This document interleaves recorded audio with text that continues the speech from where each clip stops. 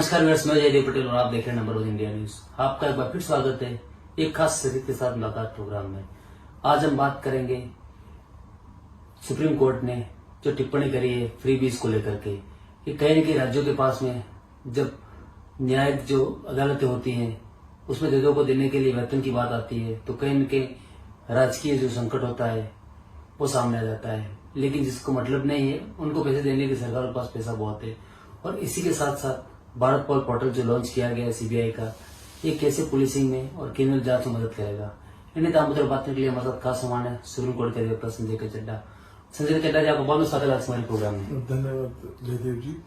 संजय के चड्ढा जी, आपसे मेरा पहला सवाल है कि सुप्रीम कोर्ट की इस टिप्पणी को आप कैसे देखते हैं कि राज्यों के पास में जो लोग काम नहीं कर रहे हैं उनको देने के लिए पैसा है, लेकिन जो न्यायिक जो अदालतें हैं उसमें जो जज लगे हुए हैं उनको देने के लिए पैसा नहीं है। और जब ऐसी जगह बात आती है तो उनके ऊपर राज्य की आर्थिक संकट की बात आ जाती है। जयदेव जी, दो तीन चीजें बहुत महत्वपूर्ण हैं इस पूरे क्रक्स का। पहली बात देखिए, सुप्रीम कोर्ट ने कटाक्ष किया है।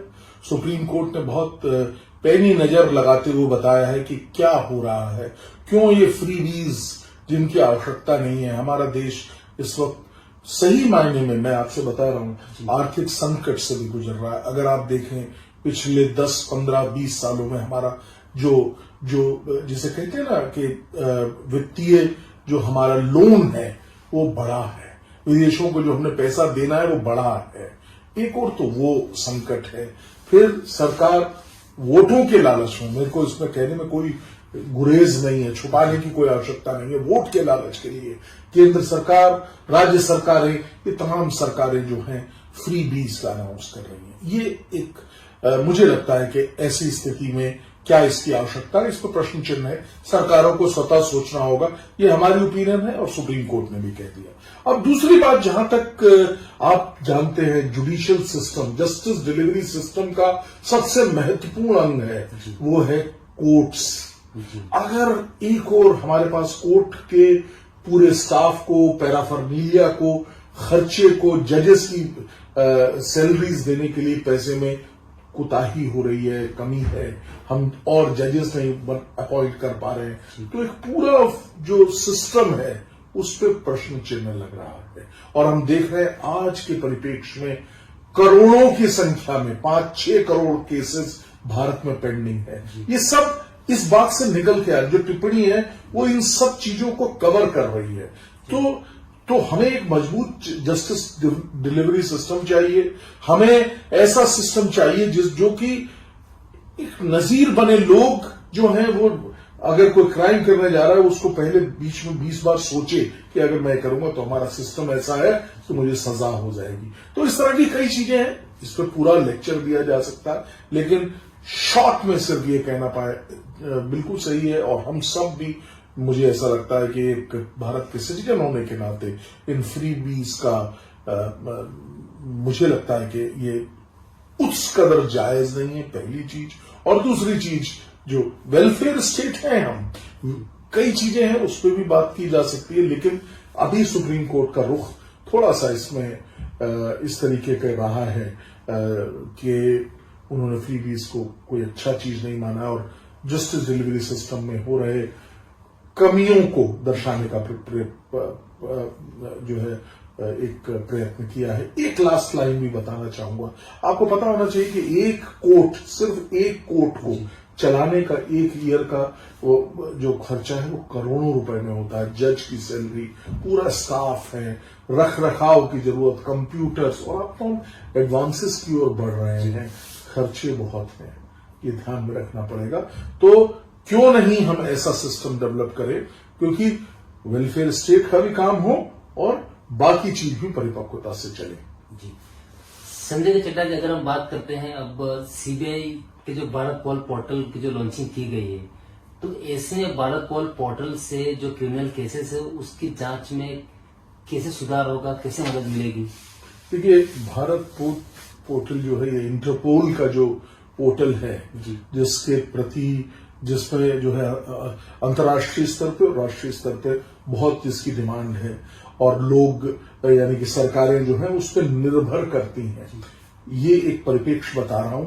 अब हमने बड़ी अच्छी बात है कि हमारा अपना पोर्टल एक बना रहे हैं हम लोग, और उसमें संभवतः पूरे राज्यों की पुलिसों को जोड़ा जाएगा, जैसे कि उत्तर प्रदेश की पुलिस, दिल्ली की पुलिस, सब लोग उसके पार्ट होंगे। सीबीआई उसका अहम रख रखाव करने की जिम्मेदारी सीबीआई की होगी।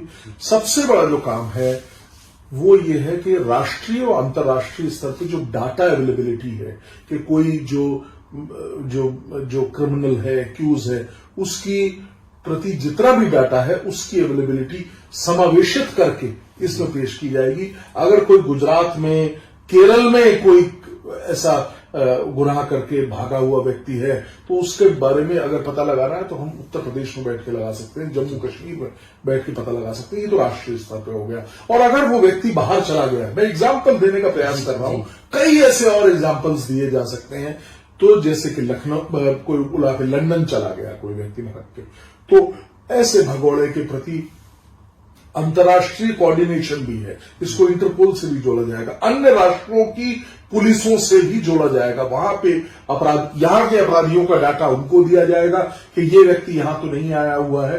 तो ये एक स्मूथनिंग होगी, फ्यूचर की तरफ हम बढ़ रहे हैं। और जिस तरीके से मुझे ऐसा लगता है कि जैसा हम सब जानते हैं, भारत की सरकार ने अभी कानून में परिवर्तन करे हैं, उसको नया आयाम दिया है, मॉडर्नाइजेशन की तरफ बढ़ने की कदम है। तो ये भी एक मॉडर्नाइजेशन की तरफ बढ़ने के कदम है, मेरा ऐसा मानना है, सबसे बड़ी पहली बात। और दूसरी बात, इससे निश्चित तौर पे एक बहुत मजबूत इन्वेस्टिगेटिव प्रोसेस को हम डेवलप करने की ओर आगे बढ़ रहे हैं। जी संजय चड्डा जी, आपसे मेरा एक आखिरी सवाल है कि भारत पोर्टल से राज्यों की पुलिस को इंटरनेशनल पुलिसिंग में कैसे मददगार साबित होगी, और इसी के साथ साथ जो भगोड़े हो गए या जितने जो क्रिमिनल हैं, जो मास्टरमाइंड्स हैं, साइबर क्राइम है, बाहर जाकर जो बैठे हैं, उसको वापस इंडिया लाने में पुलिस के लिए कितनी मददगार साबित होगी? देखिए, ये वापस लाने से, जहां तक अभियुक्त का है, वापस लाने की प्रक्रिया फर्क है, लेकिन सबसे पहले चिन्हित करना कि एक साइबर अपराधी है जिसने साइबर क्राइम भारत में किया है, वो चाइना में बैठा हुआ है। अब इसके जरिए हमें सबसे पहले ये चिन्हित हो जाएगा कि चाइना के इस शहर में यहां पे ये बैठा हुआ है, और इसकी तमाम जो उसकी गतिविधियां हैं उन पर हम दिल्ली में बैठे या भारत के किसी भी राज्य में बैठ के उसकी उन गतिविधियों पर नजर रखेंगे, पहली चीज।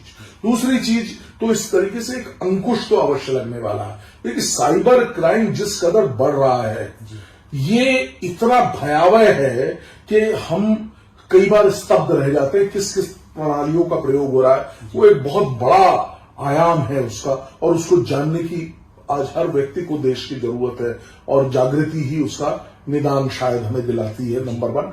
नंबर 2, अब इस पोर्टल में आ जाने से कम ऐसे व्यक्ति जो इस तरह के अपराधों में लिप्त होते हैं, जो इसके मास्टरमाइंड होते हैं, चाहे वो अंतर्राष्ट्रीय 7 समुद्र पार अमेरिका में बैठे या कहीं पे भी बैठे, उनके ऊपर निगरानी रखना सबसे बड़ी बात, उनको ट्रैक करना, उनके बारे में उनकी अगली पिछली सब गतिविधियों का समावेशन करना, ये सब इस पोर्टल के जरिए आसान हो जाएगा। इसके अलावा कोई जो भगोड़े हैं हमारे भारत से, सब नाम मेरे को लेने की आवश्यकता नहीं है, सैकड़ों भगोड़े हैं जो यहां से तरह तरह के अपराध करके विदेशों में भाग गए, उनको मैप करना बहुत बड़ी दिक्कत है। अब यहां पे कोई गुजरात के किसी एक सीमावर्ती जिले में कोई मर्डर करके और भाग जाए, लाओस में चला जाए और वहां रहने लग जाए, वहीं पे शादी कर ले और अपना घर बसा ले, आप कैसे ढूंढेंगे? तो इसलिए उस व्यक्ति को ढूंढने का ये एक सबसे बड़ा, क्योंकि हम लाओस की पुलिस के साथ भी कोऑर्डिनेट करेंगे। हमारा जो पोर्टल है वहां से भी जो डाटा है, वहां के हर इस तरह के व्यक्ति का जिसका भारत से कोई रिश्ता है, हमारा जो यहाँ पे उसने कृत किया है, उसका भी सारी इंफॉर्मेशन वहां होगी। तो हो सकता है मैच करके हम उसको नैब कर लें, उसको पिन पॉइंट करें, और फिर जाके सरकार जो पुलिस है, इन्वेस्टिगेटिंग एजेंसी है, उसको पकड़ सके। तो अपने आप में बहुत बढ़िया आयाम है। और देखिए, अगर जयदेव जी, अगर हम मॉडर्नाइजेशन की तरफ बढ़ेंगे नहीं तो ये तमाम चीजें हम पीछे रह जाएंगे। तो मेरे को लगता है कि एक बहुत पॉजिटिव स्टेप है। सीबीआई बधाई के पात्र है, हमारा गृह मंत्रालय बधाई के पात्र है कि हम मॉडर्नाइजेशन की तरफ आगे बढ़ रहे हैं। संजय चड्डा जी, आपने हमारे लिए समय निकाला, इसके लिए आपको बहुत धन्यवाद। Thank you very much.